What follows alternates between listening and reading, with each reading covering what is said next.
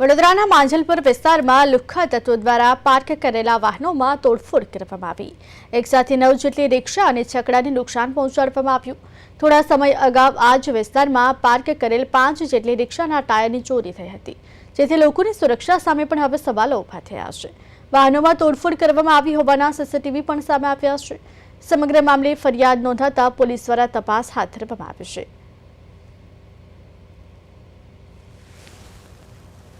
વ્યસ્તતાની જિંદગીની અંદર બે પૈસા કમાવા માટે માણસ તનતોડ મહેનત કરતો હોય છે, ત્યારે વડોદરા શહેરના માઇક્રો ચોકડી પાસે 9 જેટલી રિક્ષાઓ જે સામાન્ય કુટુંબના લોકોની છે, આ રિક્ષાઓમાં કોઈ અજાણ્યા ઈસમ દ્વારા તોડફોડ કરવામાં આવી હતી। મહત્વની વાત છે કે દિવાળીના તહેવારની અંદર આ તમામ લોકો દિવસે રિક્ષા ચલાવીને પોતાના પરિવારનું ગુજરાન ચલાવે છે અને ત્યારબાદ મોડી રાત્રે આ વિસ્તારમાં આ જે જગ્યા આપ દ્રશ્યમાં જુઓ છો ત્યાં રિક્ષા પાર્ક કરતા હોય છે, ત્યારે કોઈક માથાભારે અજાણ્યા ઈસમ દ્વારા આ તમામ રિક્ષાઓના ભારે નુકસાન કરવામાં આવ્યું છે।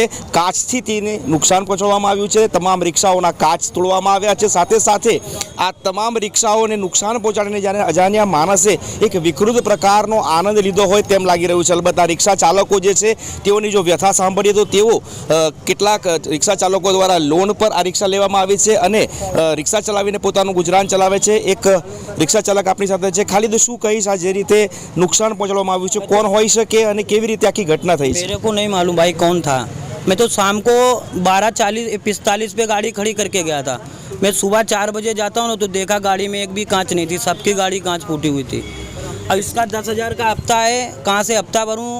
अभी तो गाड़ी धंधे भी नहीं है, 200-300 रुपया धंधा हो रहा है। सुबह 4 बजे जाता हूँ, पूरा दिन घूमता हूँ।